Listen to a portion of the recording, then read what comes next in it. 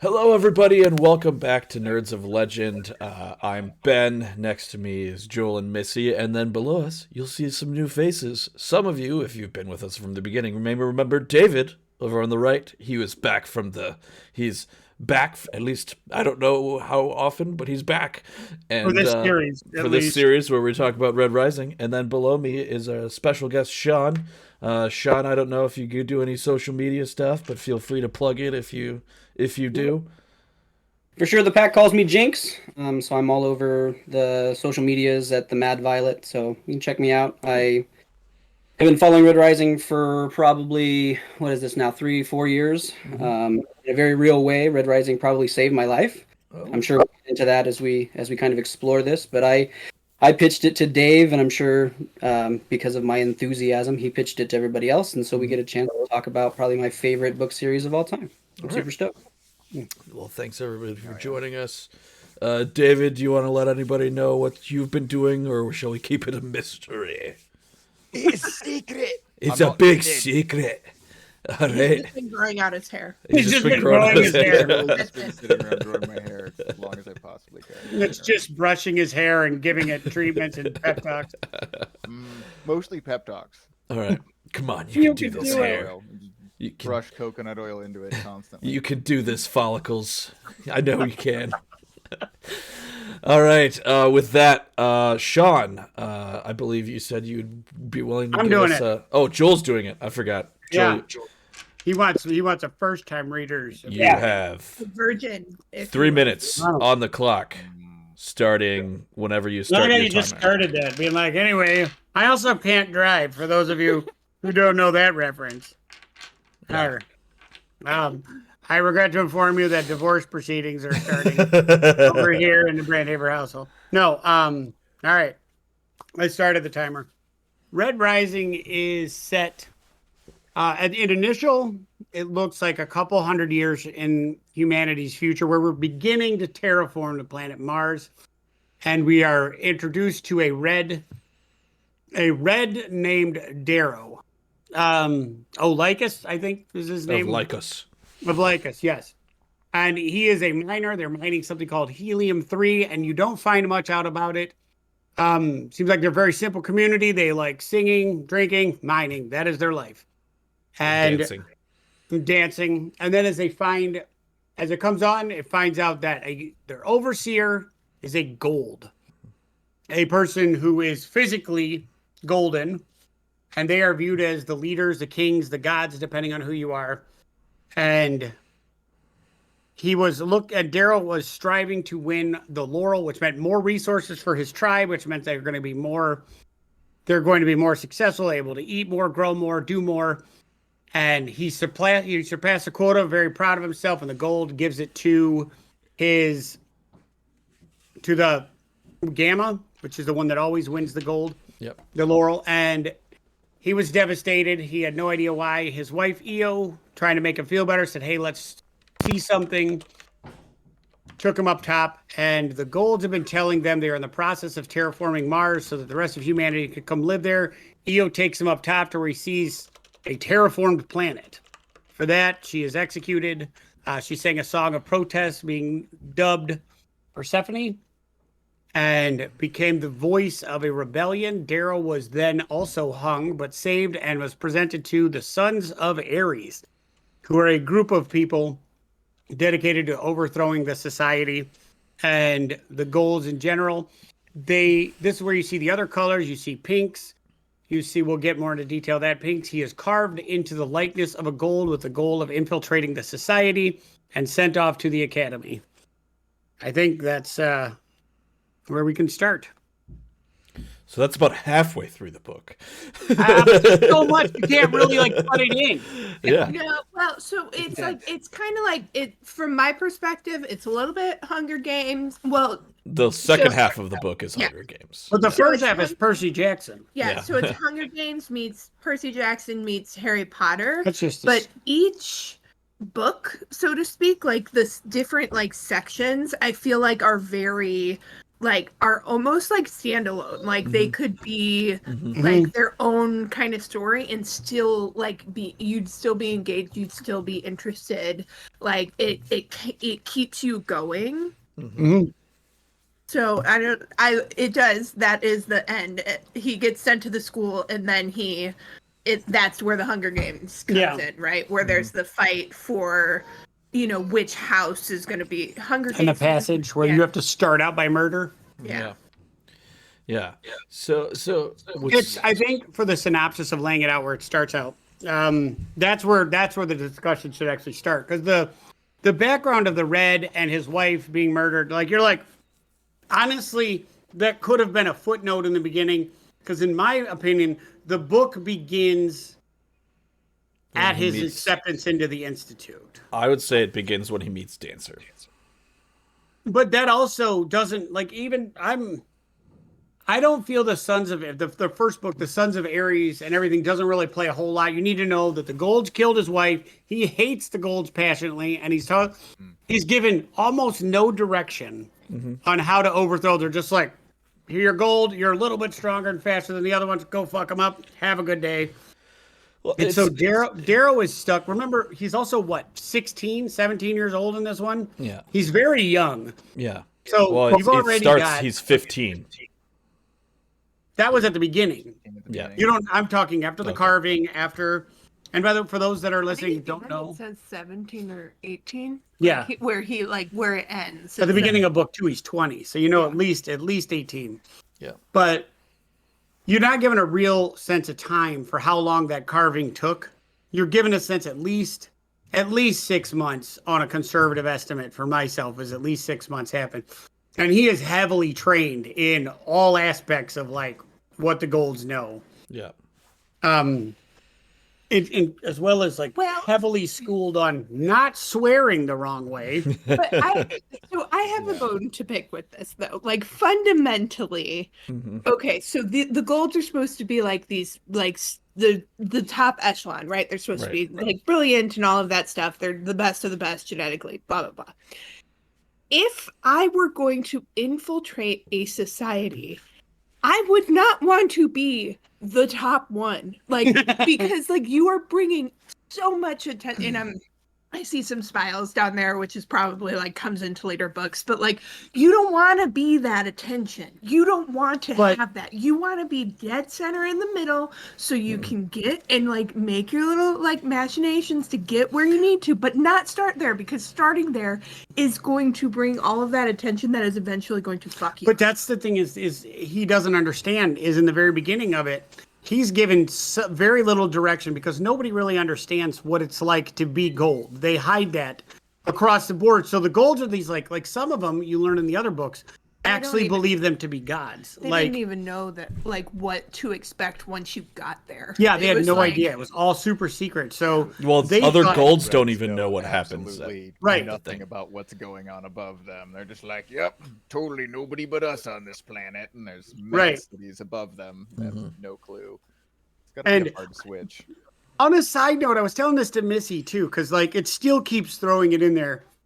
I'm sick of hearing about Io in the middle of book 2. Okay, dude, she's been dead longer than you've known her. I get it. Mustang's right there. But I know everything's about to fall apart. That's book 2. We'll get to that in 2 weeks. Yeah. For me, I feel like it was very important, that first part of the book, was because it establishes, first of all, it establishes Darrow's motivations. It establishes why he hates the Gold so much.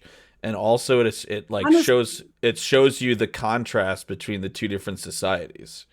Now, I'm going to argue with you. Because when you get to the Golds, you're like, oh my god, they're living this freaking life of luxury and whatnot.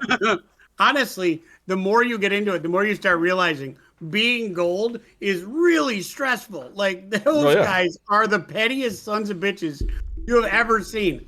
And every single person's a genius.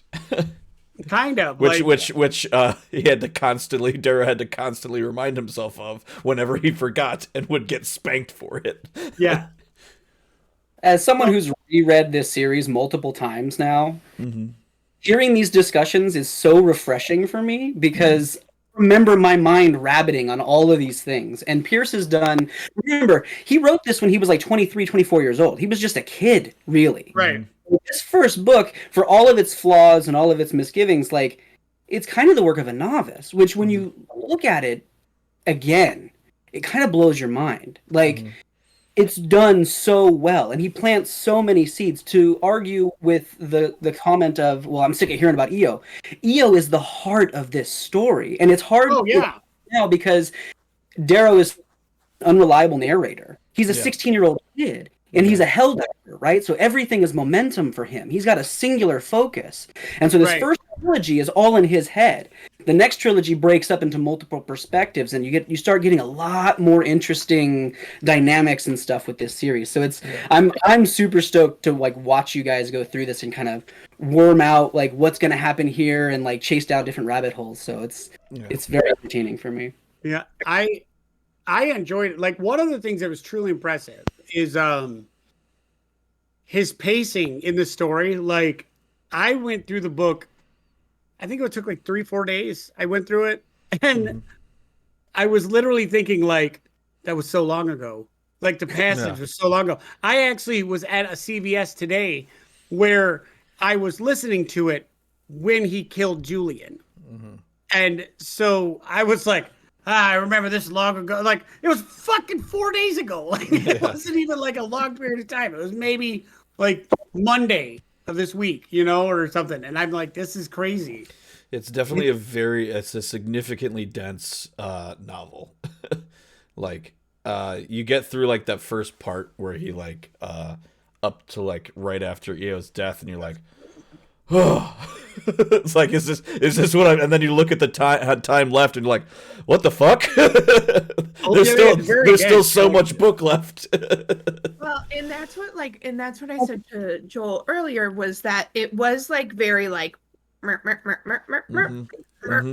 so like it is very. I would argue there's like 3 significant climaxes in this book. Yeah, but then like the end, it almost felt like it was like you get this like whole, and I don't know if we want to jump to it, but like you get this whole like build up to this like person who and I mean, arguably if it was written from a different perspective, like he would have been that big bad from their perspective, right? So you get this big build up to the end, and like the whole thing with the hand where he like, it's like super badass, right? You get this moment, he's like, I'll cut it off, like who cares, like, and so you have this like moment, and you're like, wow, this person's insane.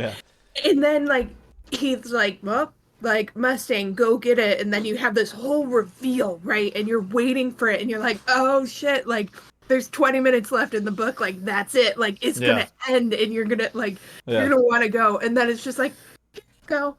Like, what the hell? Like, are you talking about the final confrontation with Cassius? No, I'm talking about like the Jackal and Mustang. Yeah. How she just delivers him, and then is like bound and gagged. Yeah. You thought I was gonna betray you. Oh, I get that. Like, and you're like, I understand. Like what the hell? Like you just wanted something more. I wanted something more. But again, it was. Well, I feel like there's an entire time where like Mustang is being built up as this sort of like gold among golds sort of thing. Because she like backs up what she like believes sort of thing. Whereas like there's other, you know, you have other times where like Cassius acts like all noble and whatnot, but then at the same time he's a petty little bitch. Which like he, you know, like a lot of times. Yeah. Yeah, there's but really, really silly too. Yeah. Like there's a lot of the traditionalism with the golds that are really silly. Like the dueling on the train towards the Institute. Somebody says Severo says something to Julian, and Julian like produces a white glove. It's like, sir, my honor has been impugned, and you're like, what? Like what? It wasn't Titus, but Tactus. Is that the other one where he's like just going around like they're less than me, I can sexually assault them. And you're like, what the heck? Like, what the heck, man? Yeah, like, but you can see it. Like, you can see shades of in when Well, you can see it's basically it's holding up a mirror and saying this is what happens when you like hold somebody above somebody, like tell somebody for their entire life that they're above somebody else. Right. You know. It's about But it- power.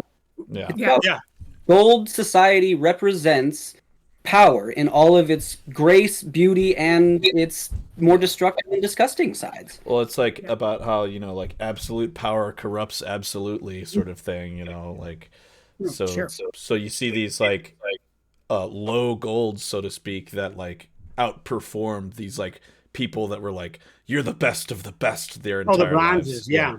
Yeah. And it's weird, but Because Severo's like, Severo's a recurring character, I assume, and he's like, the lowest person, like the lowest I performing love person Severo so much. in the lowest performing gold in the entire group, and he still like comes out on top because he's like, fuck it, I don't give a shit.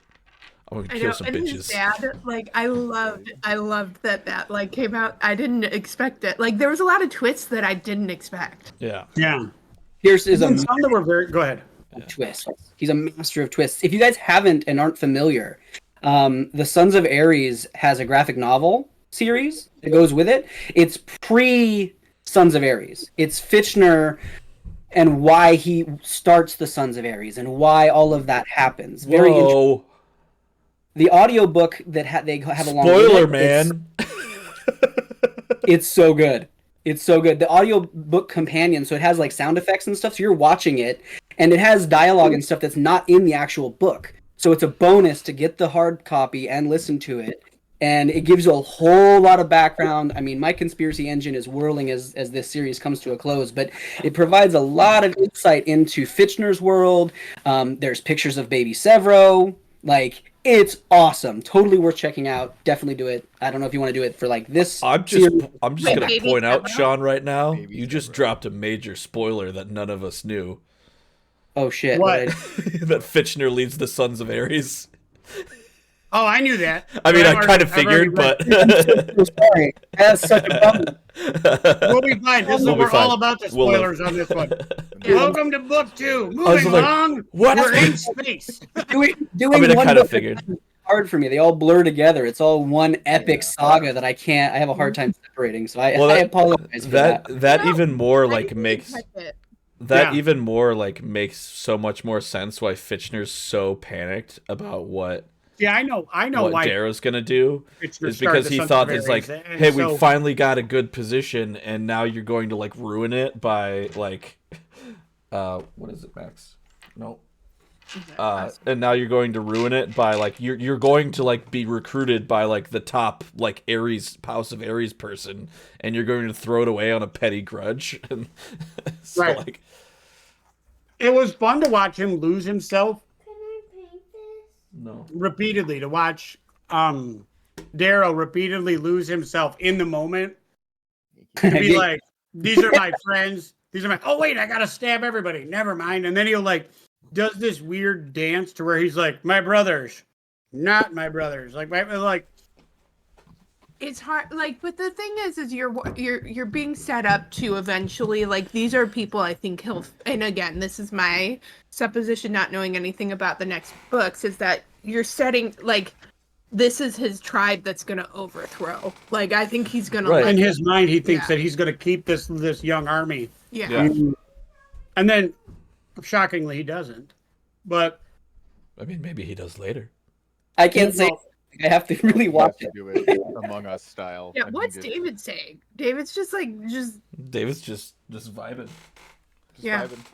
David's whole world is fuzzy right now, so he doesn't know what's going on. he's I just have looking no at idea his what's hair. going on or where I'm at. He's just like, It's too I bad don't know. everybody doesn't know that, like, the first 2 books are really solid, and then the next 3, about to be 4, is literally just an in-depth run of watching Darrow sneak through vents to kill golds as he tries to just eliminate them all individually. 'cause it's Randall. Wait, so it's not finished?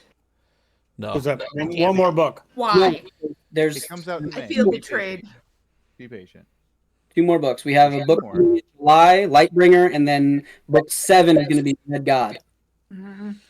So Yeah, but right now I think there's 5. But let's Yeah. focus on Red Rising. I So don't know. One of my favorite things about the series that I've noticed we haven't talked about yet is the way Pierce describes some of the events in the book, it is very visceral and firsthand. Like, I would be curious to see what kind of research he talked to. Because, like, when the people are getting injured, if you read a lot of other novels where people are getting hurt or watch war movies or stuff like that, it's different. The way he describes it is almost like very weird firsthand. That just Like he went out into the woods and different. stabbed somebody in the guts.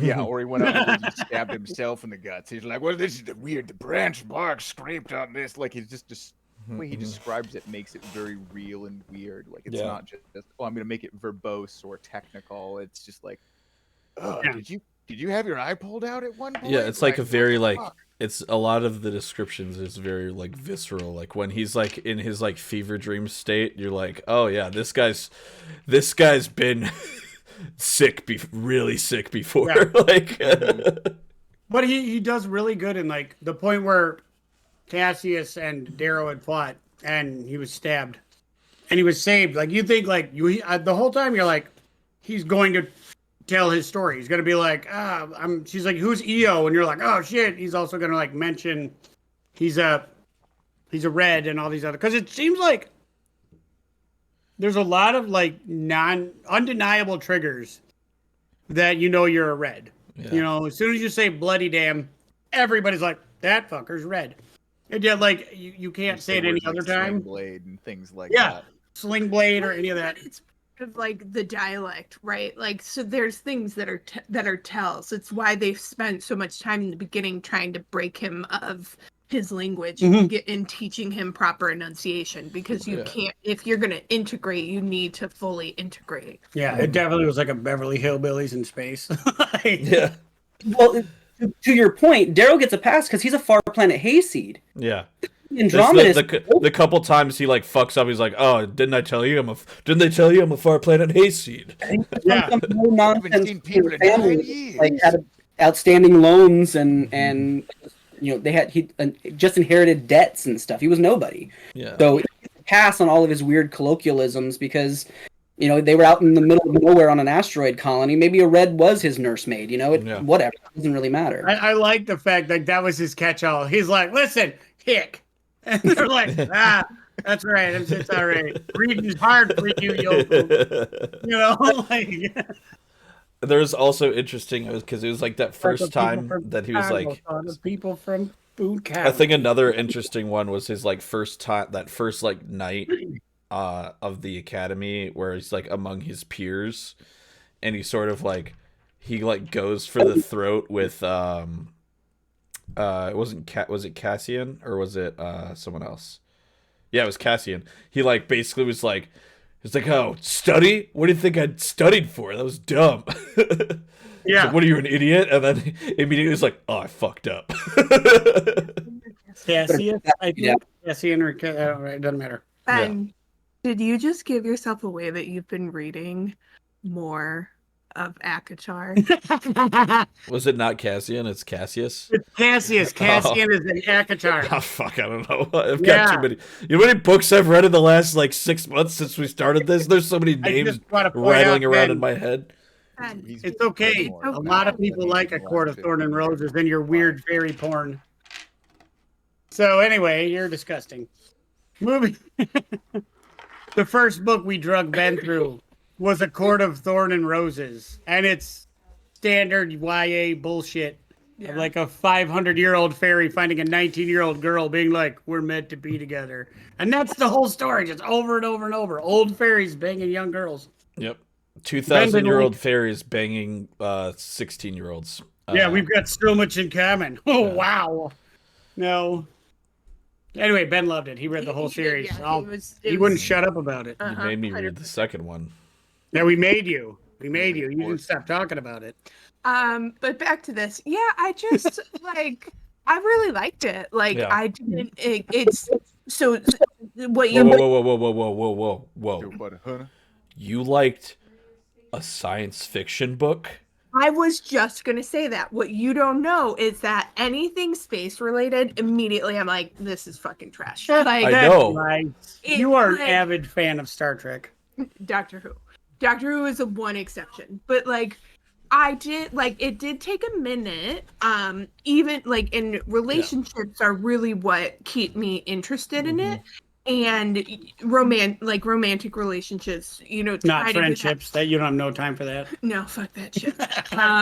But Meaningful bonds. I That's fucking wanted to, terrible. like EO, I was like, you're done. Like, her memory is more powerful dead than it is alive because she would have never ever lived up to that like kind of hype, and he wouldn't have found himself in this situation. There's a lot of like things, right? Yeah. Like, but so for that, As soon as they introduced her, I was like, she is a dead woman walking. Well, when they talk about how great she was too and how beautiful and everything, you're like, yeah, she's dead. She she's did. Prim, right? I actually really Like, thought to the- she was going to be like molested by a red, and that was like somebody, and that was going to kick it off. I didn't think they were just going to be like, we don't have time for molesting. We're going to just kill her. No, when you go back to like the Hunger Games, like it's Prim, right? Like that's the backstory is like him, like her, like she gets selected, she volunteers, right? So you have this moment where like that's his tragic like thing. But it's I don't know. He's learning that it's not as black and white now. As I forget who said the next books he's just gonna murder everyone, which is fine. Like but I do think that he's gonna see that there are some distinctions. But it's I think his world building is really good. You forget that you're in space. Yeah. Right. It is a It's thing, like- but it's not part. Like it doesn't add a ton of value. Except for the to blues. it. They're awesome. The blues are great. Wait till the second book. Well, I feel like it's a Like, yet. You just wait. Yeah. the setting exists as a set piece. It's not like, oh, this is the entire point of the book is that it's on Mars. It's like you're on Mars, but remember, if this is like, But you could have easily been anywhere. yeah, Yeah. It was. It could have been post-apocalyptic anywhere. Mhm. It just happened to be on Mars. yeah, and I think Yeah, it think it kind of helped that there's like for the second half of the book, it's like, oh yeah, we're in tribal times now. We're going back to like Right. furs and like wood and stone weapons and But the thing is, sorry, go ahead. I've been listening to the Hail Reaper pod guys. They talk about that shift that happens when you're in this sense of like sci-fi and it's weird. You're getting like new terms. You're getting claw drill. You're getting grav boots. It's all kind of confusing. And then suddenly he drops you into the forest. We've all been to the forest. yeah. We know what trees are. We know what lightning bugs are, right? Like you get that general sense that I know where I'm at. And he does that repeatedly. He does it all the time. He drops you into this weird stuff and you're like, what is happening? And then he gives you this like warm and fuzzy kind of that feels comfortable, and then he'll like wreck your world again. And But it's stuff that you can like understand, right? Like grab boots, I can extrapolate. figure out that what they do, means, yeah. Right. Like Yeah, my yeah. problem with like a lot of sci-fi, a lot of things is they're like creating all this weird things, Yeah. and it requires so much backstory that I get lost in it. And this Yeah. really felt like they're telling the backstory as you're going, but you're feeling it, right? You're understanding. You don't need that 100 pages of world building just to get to where you are. You're dropped in and you're like, yeah, fuck those guys. Right. Like let's do this. As soon as they said like, I was like struggling with the sling blade, and then as soon as they referred to it as like a reaper tool, I was like, oh, it's a scythe. Like, okay, like I can work with this. Like I know what that looks like, but it was like because I it was took it as a iconic. sickle and then- when I did it. I was like, yeah. yeah. These fuckers will talk over anyone, so just Sorry. talk over them, and I will I will point them and tell them no. Okay, good. I'm a bad person. I'm sorry. You're very passionate. And neither of you are quiet humans. No. So for quieter humans, it's hard to I'm very respectful. I don't know what you're talking about. Okay, Joel. Were you going to say something? Sorry. No, we're good. Okay. So. Can we talk now? Yeah. Is that your mouth? Yeah. I'll wait until I get permission. Podcast is for quieting really intently about Red Rising right now for the next 35 minutes. Yeah. Another interesting thing that I think that happened was when Darrow found out that he's not the only like red experiment. Is when we find out that this monster dude by the name of Titus was like also like a red that was carved into a gold the whole time, but they didn't give him the proper therapy he needed to not be a fucking monster. I think that was a pivotal moment for him, and there was he believed he was the only one. He's because everybody's like, I've tried this 100 times, and I'm the only one that's been able to do this. So Mickey was like very cocky that this is the only one, and you're my masterpiece. Great. And then he meets Titus, and Titus comes in there, and all he wants to do is just fucking wreck shop. He doesn't give a shit Kill, about torture, rape, and murder. You know, like right. That's literally all he cared about was like he is going to grab a hold of everybody. What was that, David? I said he just came in basically like wanting to do bad to Golds. Like he couldn't control that urge barely at all. It's like a dog struggling against a muzzle. As every chance he gets, he's just extremely cruel to everyone else in the institute. There's Go ahead. No, so I think to that point, there's two things I want to say. First is Fitchner, I think, points out very clearly. He says, you never tie two boats in a storm. You never tie together two boats in a storm, right? And that is Darrow and Titus, right? Those are two boats in a storm. You don't tie them together. You don't tell people about them, right?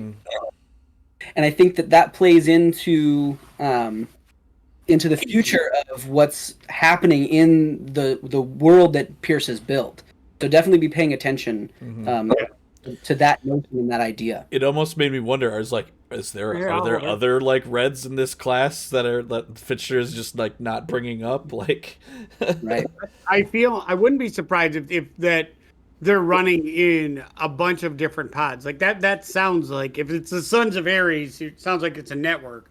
So it would make sense if Mickey was able to knock it off the first time. And that's what it sounds like, is that Mickey did the first successful carving of a red to a gold. And then others are like, let me give it a go. However, it's like, it seems like Darrow realizes, especially in the fact that he had to kill Titus at the end of it, that there's a way this has to be done. Yeah. And I think Titus was doing the low man on the ground, like he was going to just grab and murder everybody can. But there's 40 million golds in the solar system. Yeah, I mean, you could kill all day, every day, and still not make a dent in that number.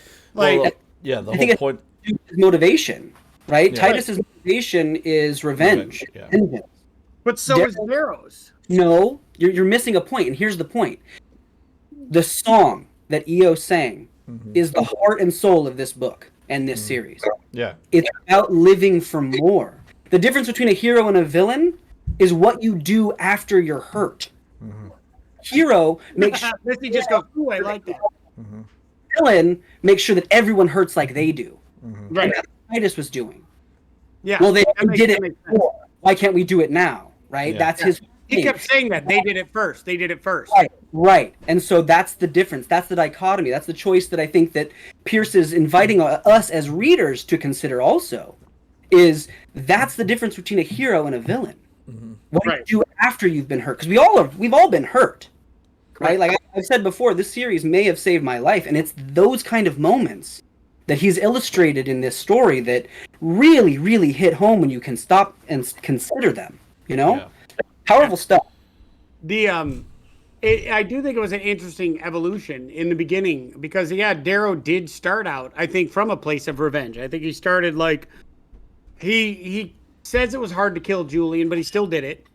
Like, it sounds like he grew as he went. And I think the interesting part for me now is when he starts realizing some of these golds are not shit.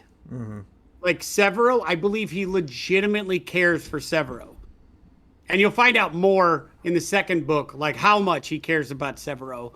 But like, you're right. He calls him his brother, but and Pax, he also calls Cassius his brother. Telemanus. Pax, Telemanus. Not for Pax, please. I love that character. Yeah, honestly, that was what was really hard to take. Leroy Jenkins of his series. That was where he got the inspiration for Pax, was from Leroy Jenkins. I guess, Pax was a hard loss. Like Yeah. Pax was a very hard loss when he died. Especially the way he died to such a little bitch. You're like, Yeah. But I did like the fact like Darrow figured out, and Mustang is the one that helped him, and I think him discovering Mustang was is one of the most important parts of the book, because that's where she started being like, hey, you're not actually alone in this. There are others of us that have realized this is fucked up. Yeah. Except they took in the second book, they take two different paths, and we'll talk about that in 2 weeks. But she is the one that taught him you have to lead with as opposed to lead in front of. Like, you have to be the person helping. You have to be the one that gives them something to fight for. Don't just tell them, because they've been told what to do all the time. Yeah. But it makes a lot of sense too, is if you're a red and you're at the lowest end of the pyramid, and suddenly you move to, you're now on the top end of the pyramid, you're not going to know anything but people telling you what to do. Because that's what you've seen.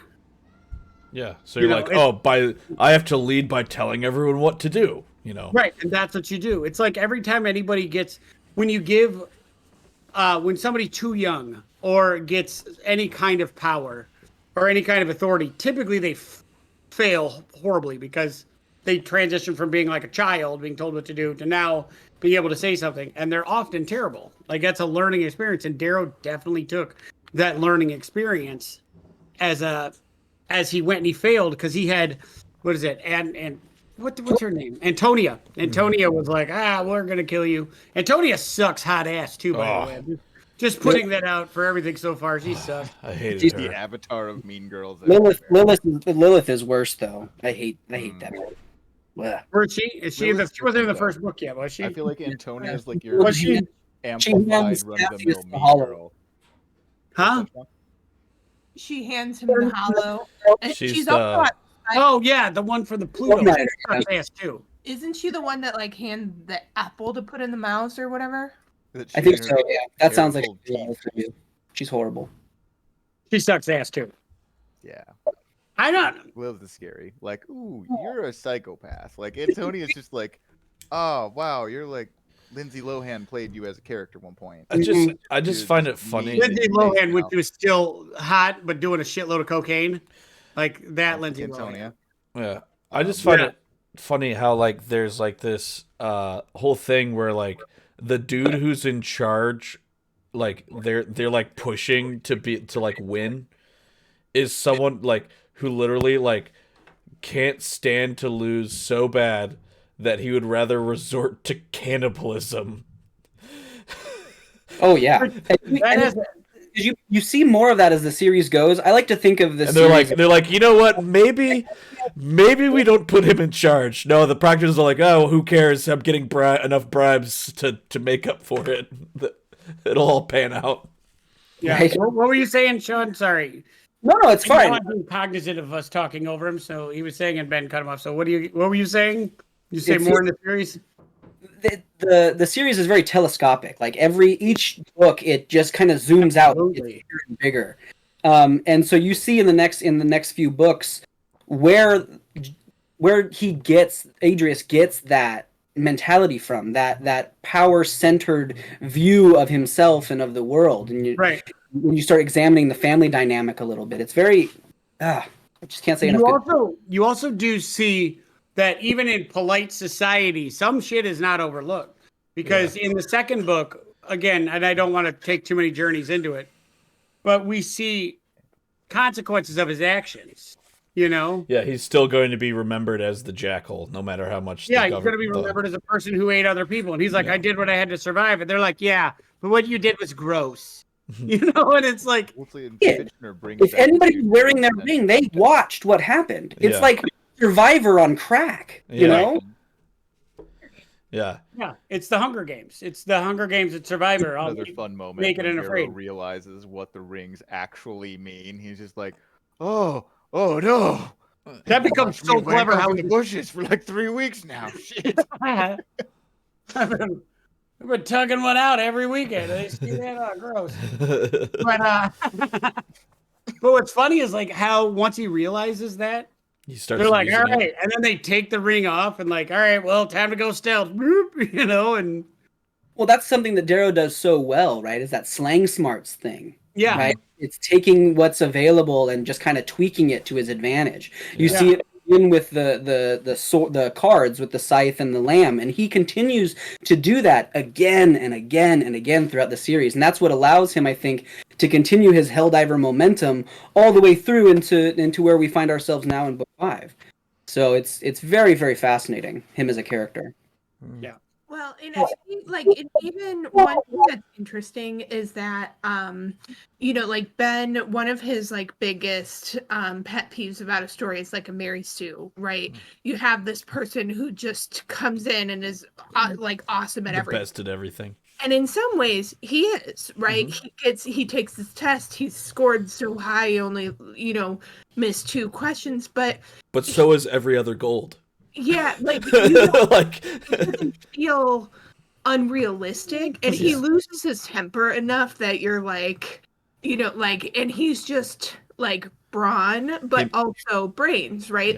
Yeah. He's learning. He's like, oh shit, I shouldn't have done that, or here's this, Yeah. and he's quick and he's agile, But he's also wildly like anxious about, Yeah. am I going to get found out? Like was this the right choice? Like is when this he, going to give me away or ruin my mission? when Yeah. he has when he does the whipping part, like where he's like, like he's trying to understand like how best to control this situation. Yeah. And they're like, no gold would ever do that, right? Like, Yeah. but it worked. And then I Yeah. like the joke afterwards, like, oh, I can't wait for them to realize that they can just step out of line and then you'll get fucked up too. Like, Yeah. like it was interesting. Like the whole thing was, it felt believable, but you also forget that they're supposed to be 16. Yeah. Like they read like adults, which is even funnier when you say that the author was 22 when he wrote it. Yeah. Well, I think that's the important part about that scene, because it's very pivotal, because he's basically like, Tactus is like, you can't do anything to me. He's like, yeah, I can. And he's like, because I'm going to take the punishment too. And like, yes, they could have just like said, fuck it, and been like, all right, let's use this as like, I'm mad at Darrow, I'm going to do something naughty so that I get a punishment, but he does too. But also at the same point, like the whole point of that is to like, Beat to death in like a matter of hours. it's like takes into the conceit that like, it's like, hey, this is me like basically putting my trust in all, like, because it's like I'm putting my trust in all of you, that you're not going to like do this. So it's like, if you fail, I failed, sort of that. moment of vulnerability in a world where they're, and here's a funny side story for you, because I tend to take all of this sci-fi craziness literally. I had an instance with my kids not that long ago where one of them was smacking on the other one, and I was like, dude, we don't hit, what are you doing? And that scene popped into my head. So I got down on all fours and I said, okay, you want to hit me. And so the little one comes over and she hits me, and I was like, no, you get to hit me harder, like you did your sister. And so she hits me again. I'm like, harder. And so we just had this moment where I had her whipping me, and she's breaking down in tears. She couldn't handle it. She didn't like it. And so I used that as a parenting technique. So maybe not all of what Pierce Brown writes to be used as parenting techniques, but that one definitely worked. I was thinking about what happened in Red Rising, and We've got an infant that we're letting watch Hey Bear Sensory right now, so we won't take it too close to heart there. I was gonna go start smacking her and they'd be like, now do me. But the boys would be all about it though. Yeah. Like I think it was good. It was interesting. I liked the plot. It kept you engaged. It was dense. sometimes unnecessarily engaged when you should be doing other stuff. And you're like, no, I guess I'm gonna do this instead of my my payroll. No, see, and I had to take pauses. Like it took me, the full 2 weeks to finish it. Not because I wasn't engaged, just because it was really thick. And like it was like hard, like the people and how awful they are to each other, like and the so violence. horrible. It's not my thing, so to speak, and so it was a little bit hard. And then there's- the thing that got me at the very end. So he gets through this whole thing. He systematically gets his army of volunteers that are playing as like they'll play as slaves, and then you'll enslave the house you just conquered. Whoever helped gets freed, and moving on. And then they take over Olympus. They like steal grab boots and they take over Olympus. And what gets me is like, so this whole thing is like, watch the school, watch what's going on. They kill absolutely everybody, and then the golds come down and they're like, nice. You want to work for me? I just killed everybody that's the overseer. Like, I killed everybody. And they're like, you're going places. What I'm it scared was school. work, but also become his son, right? Like, didn't he pledge his like? Yeah, to the guy that he was Yeah. going to kill. Like, and I thought, and maybe I interpreted it wrong, but essentially he was like, I had one son that was strong, and he died, so I'd like you to be him. Yes, essentially. He's like, and you made my other son cut his basically hand he off. went basically he went, my son my son that I was putting all the eggs in my basket into died, and now I'm left with this fuck, and now you obviously know how shitty this guy is, so It's Oh, just, it's so. is disgusting. Because I mean, you got to think about what happened. He bribed all the proctors so that his son would win. He was willing completely to, yeah. even if he ate everybody, even if he did all that stuff, he was still willing to do it. But Darrow's performance was outshining all of that and did things that no one had ever done before. So he's like, "Oh yeah, no, never mind. Let's slag those plans. I want this guy." Well, it was the only way he could save face. But they literally, like, these two twins were raised in secret, right? So no one would know who they were. No one would know that they, how to target and use against them. They were, essentially like raised to do this, raised to succeed in this game. And then for him to be like, JK, he's too fucked up. Like, it's kind of awesome. Like, and again, but it's setting up the plot for the rest of the books, right? In my perspective, I don't know anything, but you have Cassian. Yeah, Cassian. For Cassian. Benjamin. Um, Cassian. Cassius, you have him in that like thing, that blood feud where he like That was where the he dumbest says, like, blood feud too, by the way. It was like dumb. there's that. Yeah. Yeah. And then you have this other one where like, he's usurping, the Jackal's place as his rightful son and heir. And so you have this like thing, and then, his original plot, which was ultimate vengeance, take everyone down, the kind of tangential love story with him and Mustang, which I neither here nor there, it doesn't really add any value to it, but that too is like she survived the games, and his dad, like her dad's like, meh, like, you're a girl, like you're not like strong enough or whatever it is, so it's this microcosm of all of the things that I imagine are going to play out in the rest of the books. Well, Darrow even like mentions it in his narrative. He's like there's like his two kids just barely survived this thing, kind of, and then the whole like way to resolve that is like the only thing the arch governor cares to talk about is like the guy that beat his kids, Yeah. But then well, I guess befriended one and cut the hand off of tangentially cut the hand off of the other, but it's so weird because Replace my other kids who suck. 'Cause these ones blow. It's weird. But again, do you know if the son that died really was that cool, or is he more valuable in death? You get more on that later. Got it. Yeah.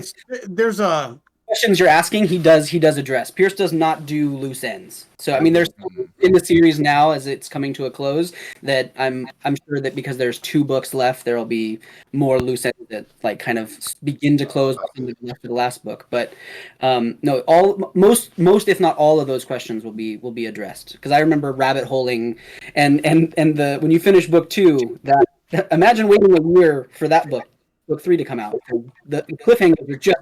He is brutal with his cliffhangers. The fandom is like the rest of us are just suffering, waiting for this next book. It's awful.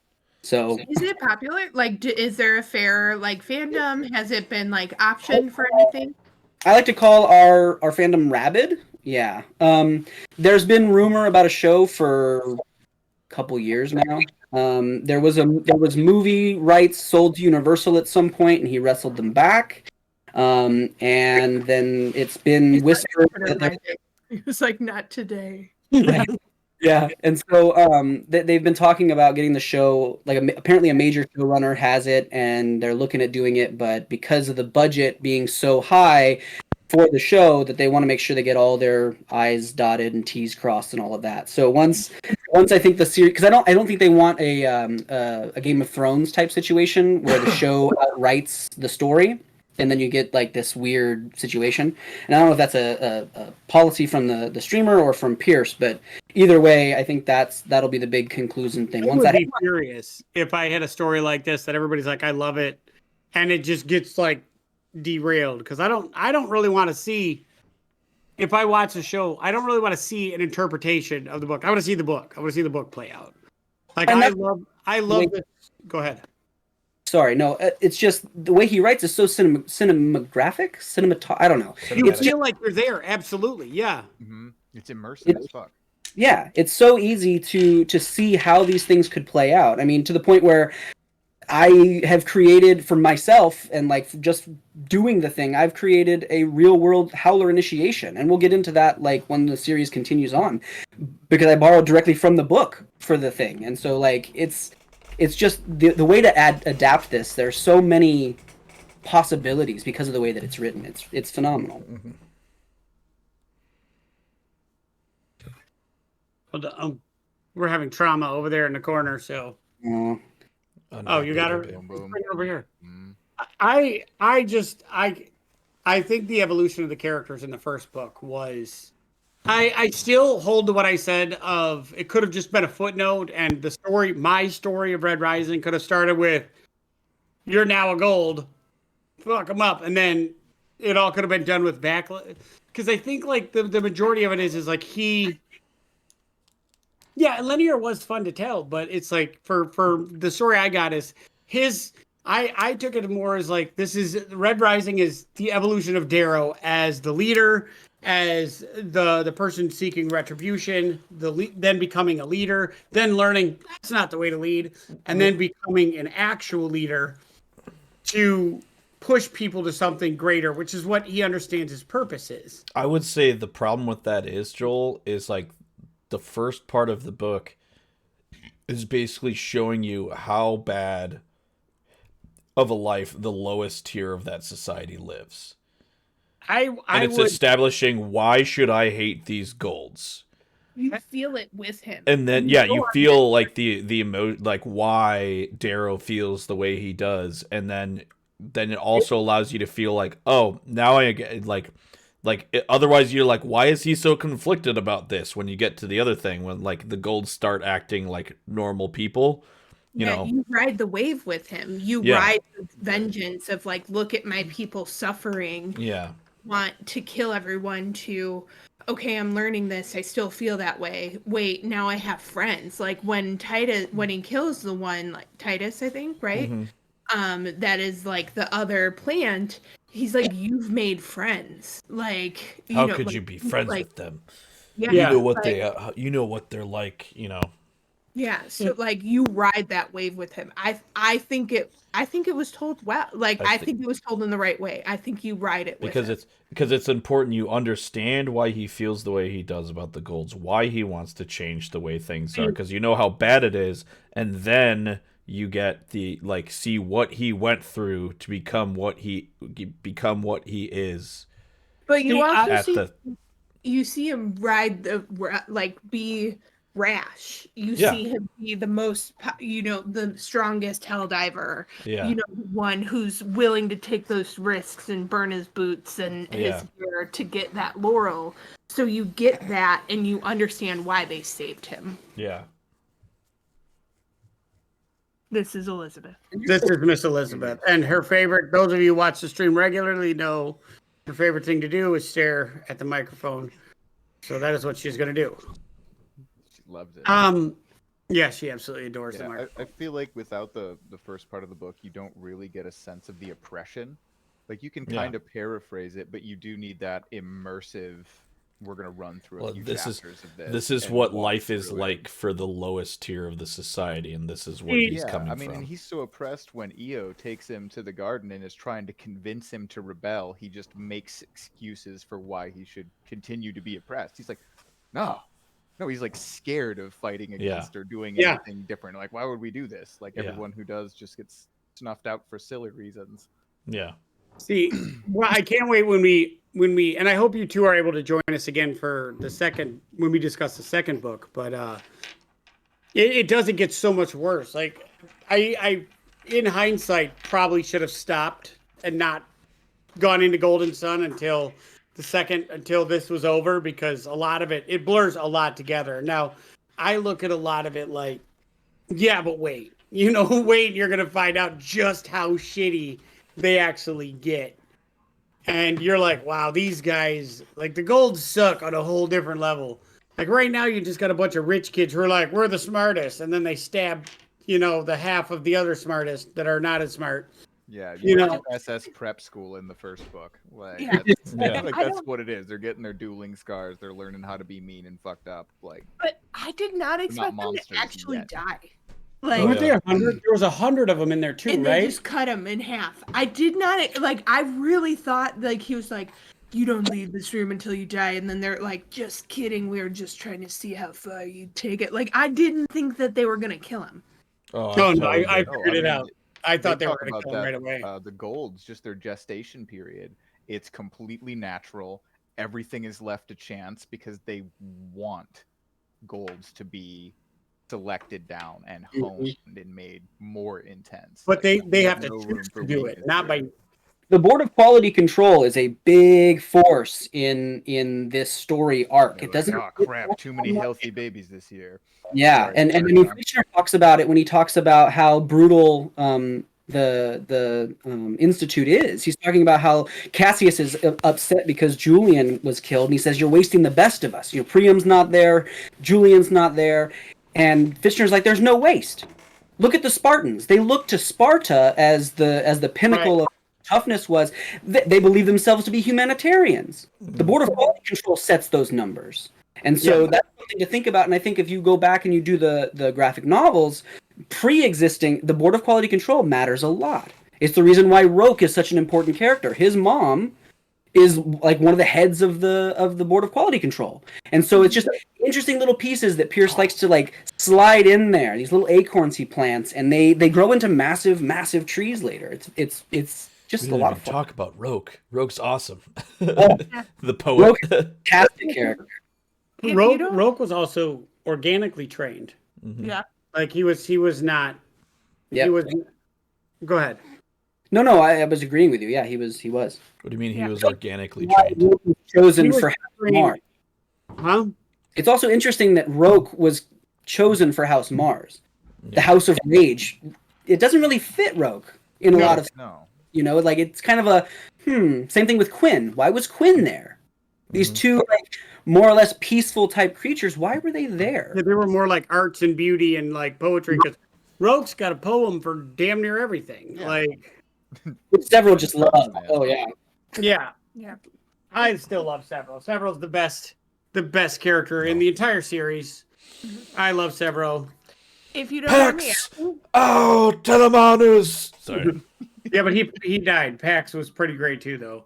he was. He was my If you favorite. don't mind me asking, how did it save your life? How did the series save your life? If that's something you wish to talk about. Yeah. About it before.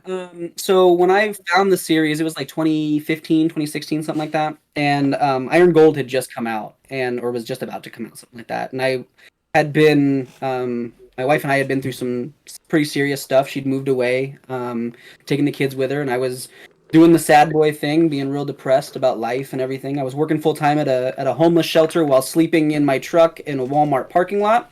Not totally missing the irony of that situation. Yeah.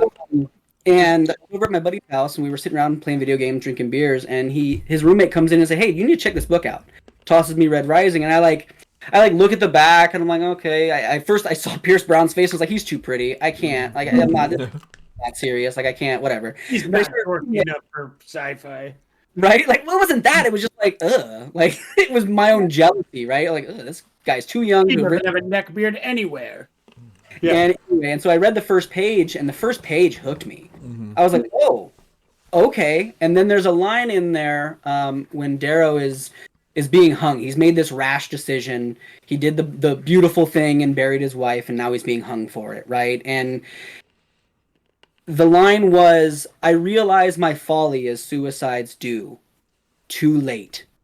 And that line, I mean, I was in a drunken stupor when I read it because that's where I was at that point in my life. And I remember looking at that line and reading it over and over again, going, shit, I need to make some changes. And so when I finished the book, I like burned through the whole series. Iron Gold was either just coming out or had just come out. I got that, and I'm like, okay, now what do I do?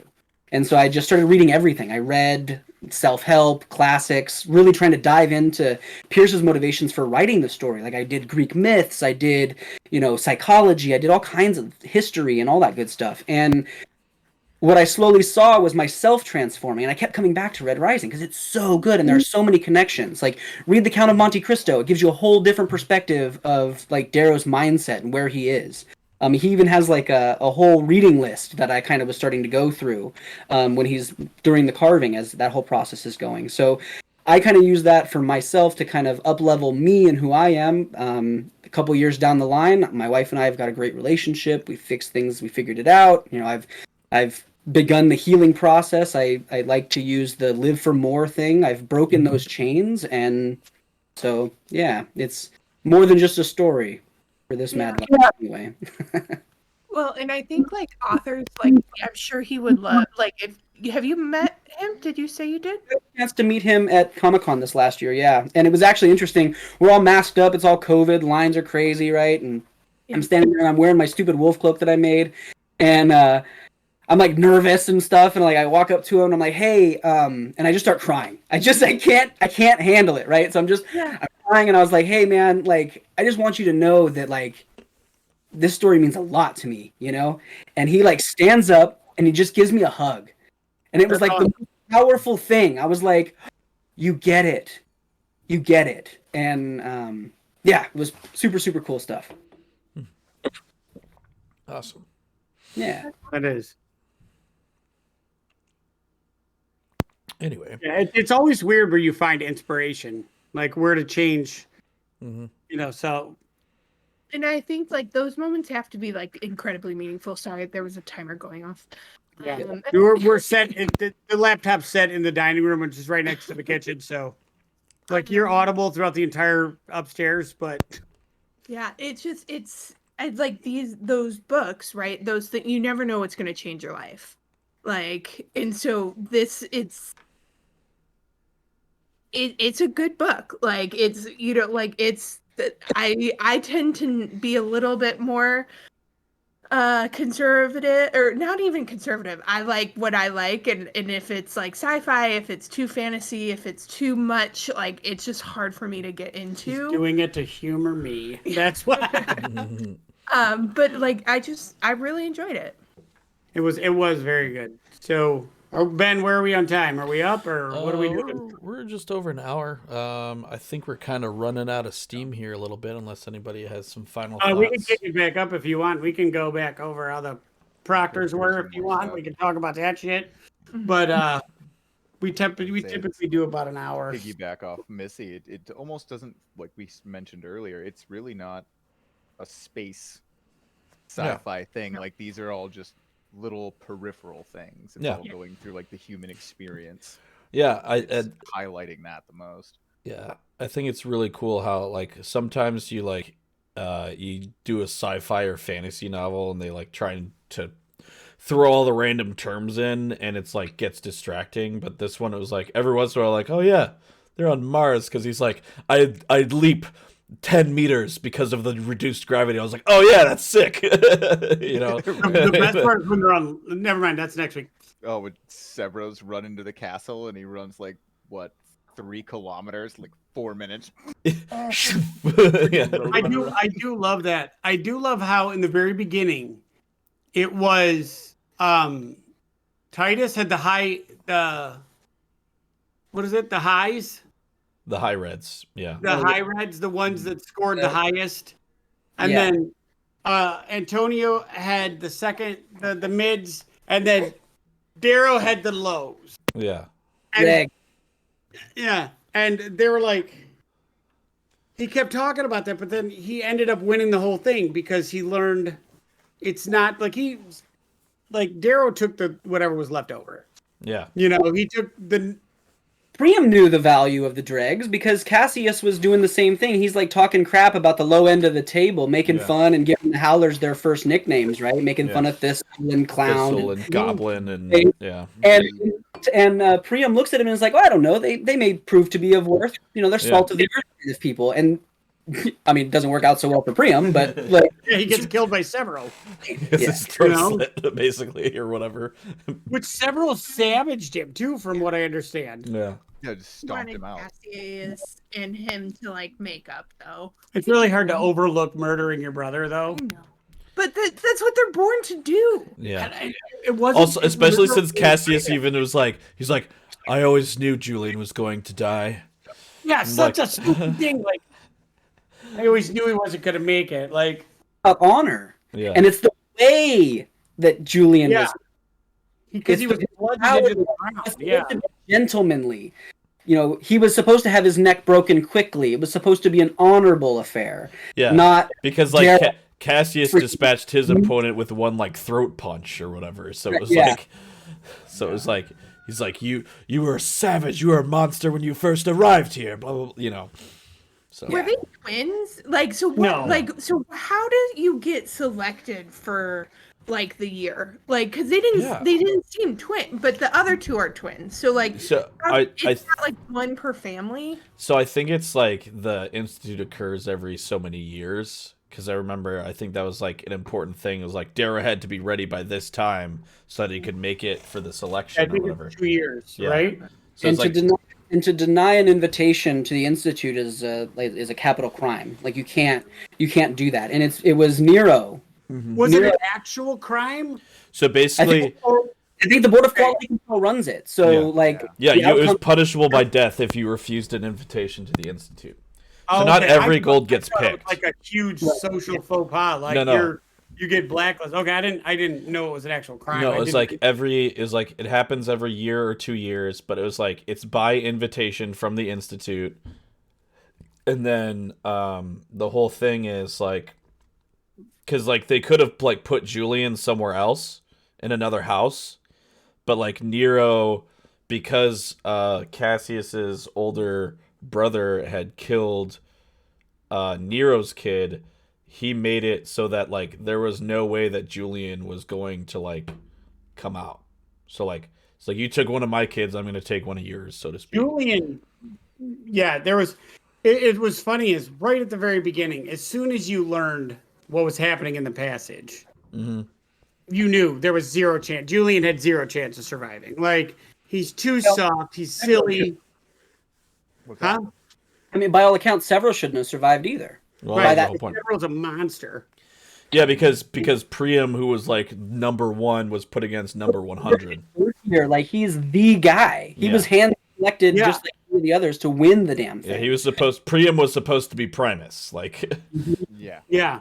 They keep saying that he should. And then, but there's another thing too that I loved about Severo is like, he's like, well, where did you get the weapons? And he's like, I was born with them. Like, you're like, he's just a savage little shit. it's like fucking like Sabretooth over here. Like, yeah, like they're just growing out of his fingertips. But he's savage and you love him, but then the jackal, like by all means, similar things, right? Like he's like, but he's Severo's loyal. like staying in the horse belly. Like he's like he is down. Like he knew as soon as he like he broke back in the keep and carved the scythe or whatever. Like he knew he was coming. Like he didn't know how long it would take, but he knew he was gonna come back.